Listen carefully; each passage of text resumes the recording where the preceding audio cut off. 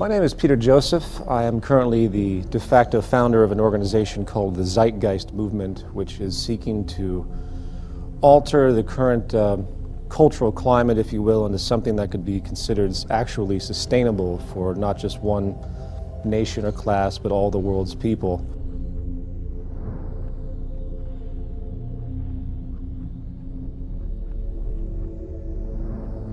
We live in a paradigm now where we have society operating on the idea that we can grow infinitely. Therefore, we keep buying and consuming regardless of how many resources we have. This creates a collision course with nature, which the world is figuring out right about now on many levels, that the Earth is essentially a closed system. It took billions of years to create the minerals we have. It took many, many hundreds of millions of years to create the fossil fuels which govern everything we have.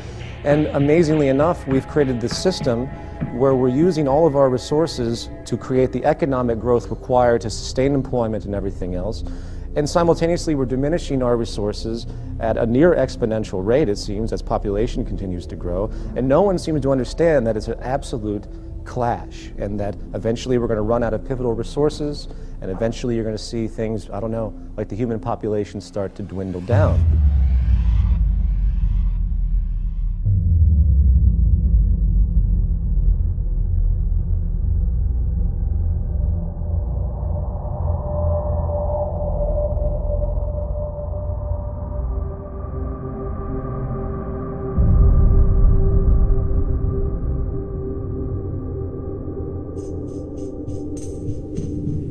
My name is Jacques Fresco, and I'm going to present the concept of the Venus Project.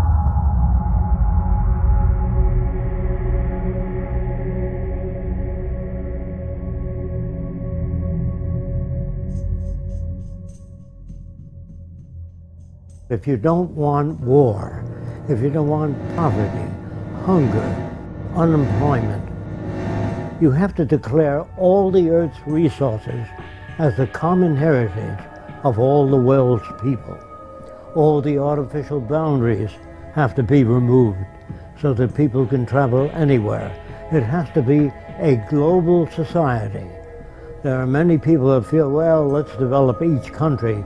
You can't do that, because if the Russians do experiments with nuclear materials and the Chinese, that air goes all over the world.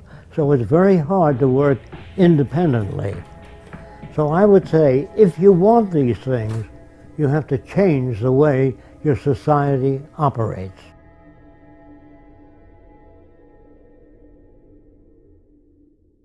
We believe here at the Venus Project, we are not civilized yet. As long as you have armies, navies, prisons, police, we are not civilized. No nation is civilized. Being civilized is an ongoing process. The more we learn, the more we know about the environment and human relations, the more we're able to deal with the problems. If we fail to do that, we won't be able to solve problems. If we go with traditional values, we won't be able to solve problems. All of these pump primers do not work. There's always been wars.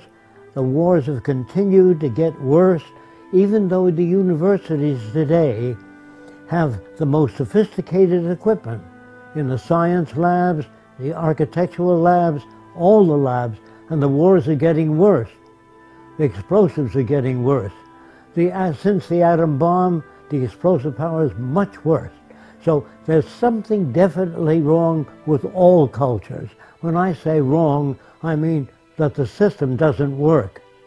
Now, to talk about a system that does work is a little foreign to our habits of thought, so I'm going to try to explain how we make decisions. Actually, we don't make decisions, we arrive at them. The only way a real society can operate, period, is in a steady state economy, meaning you don't have the mechanism of constantly needing to do anything other than being sustainable in your everyday living and having society recognize the attributes of sustainability rich are required. That's the value system orientation needed to create a stable society. As a brief extension of this, we live in a materialistic culture. We live in a culture that's predicated on inferiority and people thinking that they need more and more and more because of many reasons, because of someone else having more, status-oriented issues, so on and so forth. And that fuels into this mechanism of the growth economy, of getting more and more holidays, people give each other gifts. These are inventions for economics. As long as we use money and the bottom line is profit, then those who control the money are able to make the laws in their favor. And that means that they really don't care about people. They care about wealth, property, and power when that is the main incentive. So when we use a monetary system, there is no justice within this system. There's no making this system equitable. What we need is an entirely new system that we call a resource-based economy.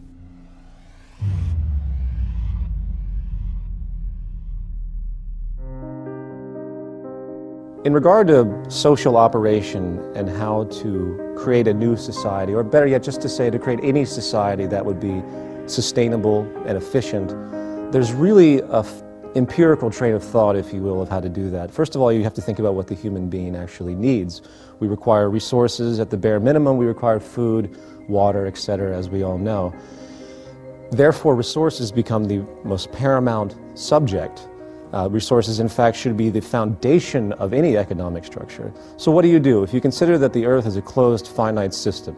First thing you have to do is do a survey of the Earth's resources and the carrying capacity of the environment. If you produce a population far in excess of the carrying capacity of the environment, you're going to have trouble. You're going to have malnutrition and all the problems that go with it.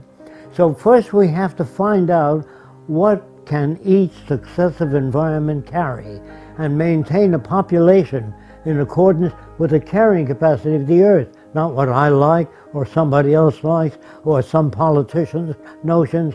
It has to be based upon the carrying capacity of the Earth. To organize a structure based on the intelligent management of the Earth's resources, you start from essentially the base level of where is everything. So you look at the planet, you say, okay, we see we have iron ore here, we have petroleum deposits here, if we were using petroleum at that point in time. In the future, hopefully will not be because it's damaging. We have places for great wind energy here. You get the point. We can assess the entire environment of what we currently use based on our technological facilities at that point, and we start to create a structure of analysis, maintenance, and management, and basically monitor and understand what we have. Then we can design the parameters for the new society. Without a survey, we couldn't do that. Survey means physical disabilities, all the known diseases. That tells us how many hospitals we have to build. Of course, the survey would include available materials.